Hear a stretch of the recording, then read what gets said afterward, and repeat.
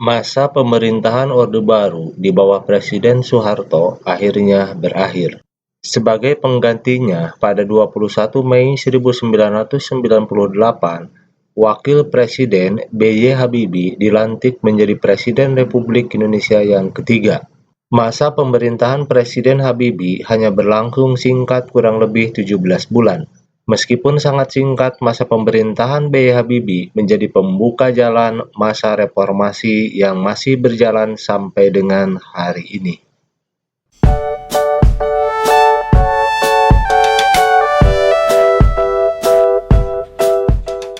Masa pemerintahan Presiden B.J. Habibie. Pada 21 Mei 1998, Wakil Presiden B.J. Habibie dilantik menjadi Presiden Republik Indonesia ketiga di bawah pimpinan Mahkamah Agung di Istana Negara. Dasar hukum pengangkatan Habibie adalah berdasarkan TAP MPR nomor 7/MPR/1973. Jika Presiden berhalangan, maka Wakil Presiden ditetapkan menjadi Presiden. Pembentukan Kabinet Reformasi Pembangunan. Sehari setelah dilantik, B.J. Habibie telah berhasil membentuk kabinet yang diberi nama Kabinet Reformasi Pembangunan, yang terdiri dari 36 menteri, yaitu 4 menteri negara dengan tugas sebagai menteri koordinator, 20 menteri negara yang memimpin departemen, dan 12 menteri negara yang memimpin tugas tertentu.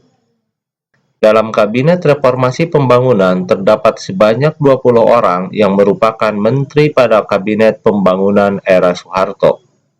Kabinet Reformasi Pembangunan terdiri dari berbagai elemen kekuatan politik dalam masyarakat, seperti dari ABRI, partai politik, Golkar, PPP, dan PDI, unsur daerah, golongan intelektual dari perguruan tinggi, dan lembaga swadaya masyarakat. Untuk pertama kalinya sejak pemerintahan Orde Baru, Habibie mengikut sertakan kekuatan sosial politik non-Golkar, unsur daerah, akademisi, profesional, dan LSM. Sehingga diharapkan terjadi sinergi dari semua unsur kekuatan bangsa tersebut. Langkah ini semacam Rainbow Coalition yang terakhir kali diterapkan dalam Kabinet Ampera.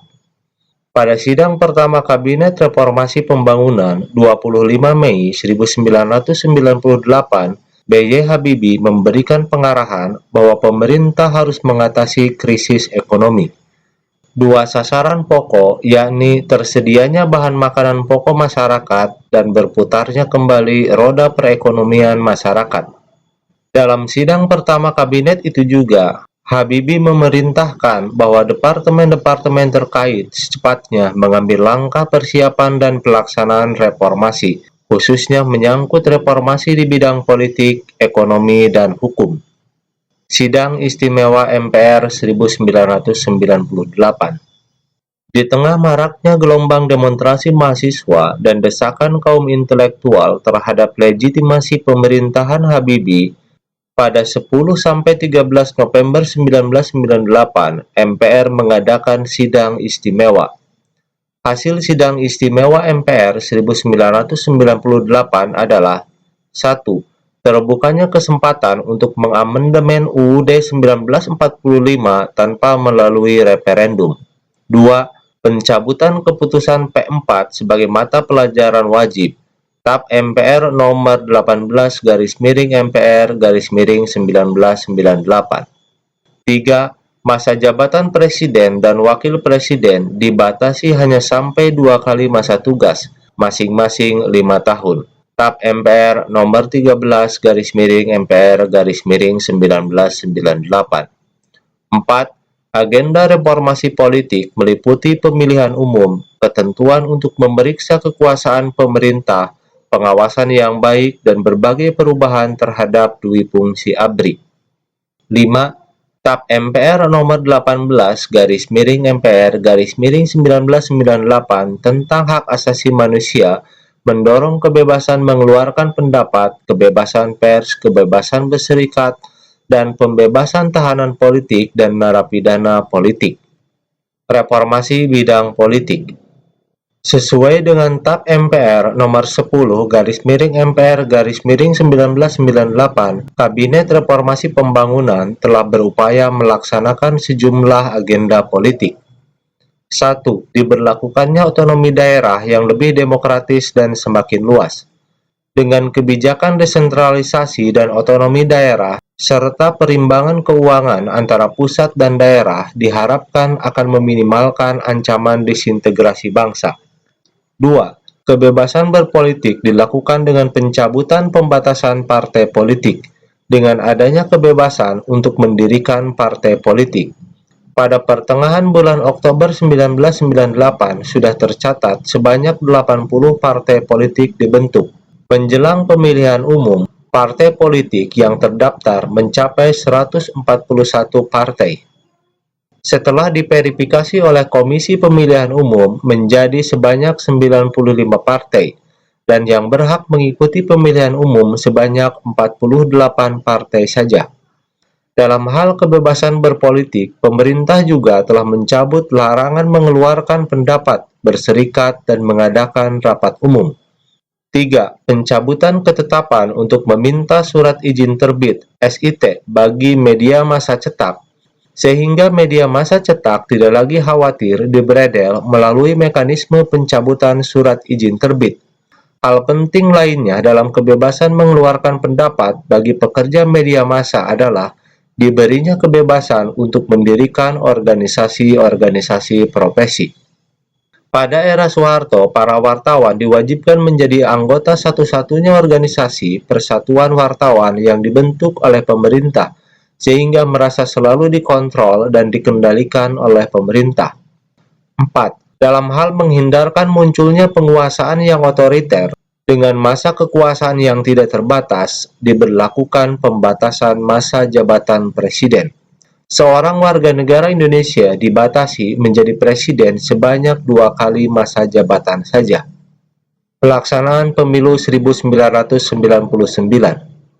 Pelaksanaan Pemilu 1999 merupakan salah satu yang dicapai Habibie pada masa kepresidenannya. Pemilu 1999 adalah penyelenggaraan pemilu multipartai yang diikuti oleh 48 partai politik. Presiden membentuk Komisi Pemilihan Umum (KPU) yang anggota-anggotanya terdiri dari wakil partai politik dan wakil pemerintah. Pelaksanaan pemungutan suara pada Pemilu 1999 ini pada 7 Juni 1999. Berdasarkan keputusan KPU, Panitia Pemilihan Indonesia (PPI) pada 1 September 1999 melakukan pembagian kursi hasil pemilu. Hasil pembagian kursi itu menunjukkan 5 partai besar menduduki 417 kursi di DPR, atau 90,26% dari 462 kursi yang diperebutkan. PDIP muncul sebagai pemenang pemilu dengan meraih 153 kursi, Golkar memperoleh 120 kursi, PKB 51 kursi, PPP 48 kursi, dan PAN 34 kursi. Pelaksanaan referendum Timor Timur. Satu peristiwa penting yang terjadi pada masa pemerintahan Presiden B. Habibie adalah diadakannya referendum bagi rakyat Timor Timur. Integrasi Timor Timur (Tim-Tim) ke wilayah RI tahun 1975 yang dikukuhkan oleh TAP MPR nomor 6/MPR/1978 atas kemauan sebagian warga Timor Timur tidak pernah mendapat pengakuan internasional. Dalam perundingan tripartit, Indonesia menawarkan gagasan segar, yaitu otonomi yang lebih luas bagi Timor Timur. Gagasan itu disetujui oleh Portugal, namun dengan prinsip yang berbeda, yaitu otonomi luas ini sebagai solusi antara atau masa transisi antara 5-10 tahun, bukan solusi akhir seperti yang ditawarkan Indonesia. Pihak-pihak yang tidak menyetujui integrasi tetap menginginkan dilakukan referendum untuk memastikan rakyat Timor Timur memilih otonomi atau kemerdekaan. Rakyat Timor Timur melakukan jajak pendapat pada 30 Agustus 1999 sesuai dengan persetujuan New York. Hasil jajak pendapat yang diumumkan PBB pada 4 September 1999 adalah 78,5% menolak, dan 21,5% menerima. Sesuai dengan perjanjian New York, ketetapan tersebut mensahkan pemisahan Timor Timur dan RI secara baik, terhormat, dan damai. Hal ini menunjukkan kepada dunia bahwa Indonesia adalah bagian dari masyarakat internasional yang bertanggung jawab, demokratis, dan menjunjung tinggi hak asasi manusia. Reformasi bidang ekonomi. Kebijakan ekonomi Presiden B.J. Habibie dilakukan dengan mengikuti saran-saran dari Dana Moneter Internasional yang dimodifikasi dengan mempertimbangkan kondisi perekonomian Indonesia yang semakin memburuk. Reformasi ekonomi mempunyai 3 tujuan utama. 1. Merestrukturisasi dan memperkuat sektor keuangan dan perbankan. 2. Memperkuat basis sektor real ekonomi. 3. Menyediakan jaringan pengaman sosial bagi mereka yang paling menderita akibat krisis. Secara perlahan, Presiden Habibie berhasil membawa perekonomian melangkah ke arah yang jauh lebih baik dibandingkan dengan keadaan ekonomi yang sangat buruk ketika terjadinya pengalihan kepemimpinan nasional dari Soeharto kepada Habibie. Pemerintah Habibie berhasil menurunkan laju inflasi dan distribusi kebutuhan pokok mulai kembali berjalan dengan baik. Selain itu, yang paling signifikan adalah nilai tukar rupiah mengalami penguatan secara simultan hingga menyentuh 6.700 per dolar Amerika Serikat pada bulan Juni 1999. Padahal pada bulan yang sama tahun sebelumnya masih sekitar 15.000 rupiah per dolar Amerika Serikat. Meski saat naiknya eskalasi politik menjelang sidang umum MPR, rupiah sedikit melemah mencapai Rp8.000 per dolar Amerika Serikat. Sesuai TAP MPR nomor 10/MPR/1998 tentang penanggulangan krisis di bidang sosial budaya yang terjadi sebagai akibat krisis ekonomi, pemerintah telah melaksanakan program jaring pengaman sosial atau JPS. Program jaring pengaman sosial, terutama di bidang kesehatan dan pendidikan, telah banyak membantu masyarakat miskin dalam situasi krisis. Pada masa Presiden B.J. Habibie, pembangunan kelautan Indonesia mendapat perhatian yang cukup besar. Pembangunan kelautan merupakan segala sesuatu yang berkaitan dengan pembangunan wilayah perairan Indonesia sebagai wilayah kedaulatan dan yurisdiksi nasional untuk didayagunakan dan dimanfaatkan bagi kesejahteraan dan ketahanan bangsa Indonesia. Reformasi bidang hukum.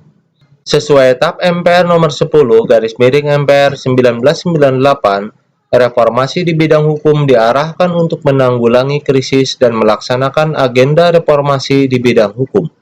Sekaligus dimaksudkan untuk menunjang upaya reformasi di bidang ekonomi, politik, dan sosial budaya. Keberhasilan menyelesaikan 68 produk perundang-undangan dalam waktu yang relatif singkat, yaitu hanya dalam waktu 16 bulan. Setiap bulan rata-rata dapat dihasilkan sebanyak 4,2 undang-undang yang jauh melebihi angka produktivitas legislatif selama pada masa Orde Baru yang hanya tercatat 4,07 undang-undang per tahun atau 0,34 per bulan. Untuk meningkatkan kinerja aparatur penegak hukum, organisasi kepolisian telah dikembangkan keberadaannya sehingga terpisah dari Organisasi Tentara Nasional Indonesia. Dengan demikian, fungsi kepolisian negara dapat lebih terkait ke dalam kerangka sistem penegak hukum. Tekad untuk mengadakan reformasi menyeluruh dalam kehidupan nasional telah berulang kali ditegaskan oleh B.J. Habibie bahwa Undang-Undang Dasar 1945 sebagai hukum dasar tertinggi negara yang selama ini seakan-akan disakralkan haruslah ditelaah kembali untuk disempurnakan sesuai dengan kebutuhan zaman. Penyempurnaan Undang-Undang Dasar dipandang penting untuk menjamin agar pemerintahan di masa-masa yang akan datang semakin mengembangkan sesuai dengan semangat demokrasi dan tuntutan ke arah perwujudan masyarakat madani yang dicita-citakan.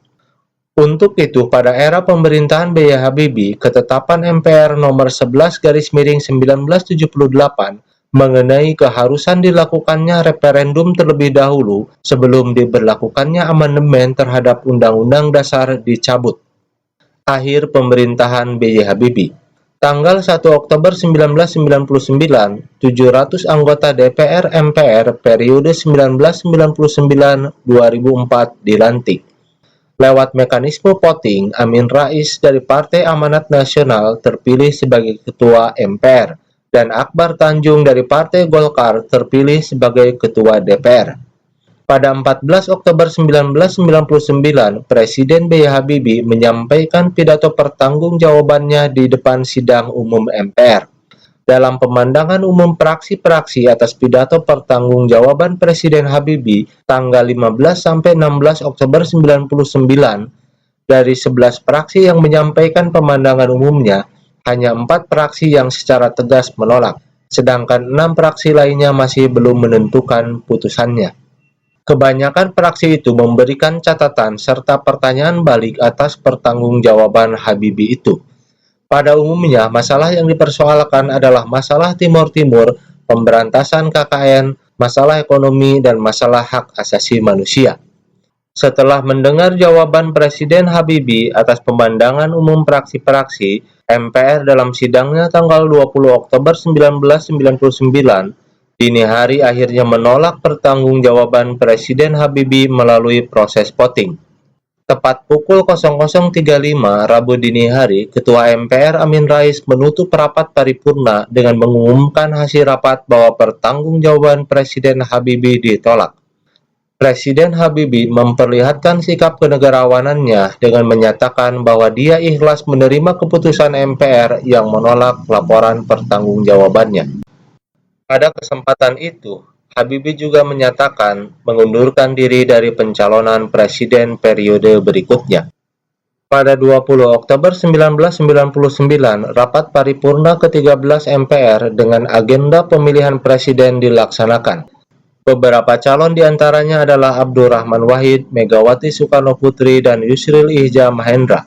Yusril Iza Mahendra menyatakan pengunduran dirinya beberapa saat menjelang dilaksanakannya voting pemilihan presiden. Lewat dukungan poros tengah, koalisi partai-partai Islam, Abdurrahman Wahid memenangkan pemilihan presiden melalui proses pemungutan suara. Ia mengungguli Megawati yang didukung oleh Partai Demokrasi Indonesia Perjuangan, yang notabene adalah pemenang pemilu 1999. Peristiwa ini menandai berakhirnya kekuasaan Presiden Habibie yang hanya berlangsung singkat kurang lebih 17 bulan. Saya, Gun Gun Misbah Gunawan, mudah-mudahan ada manfaatnya.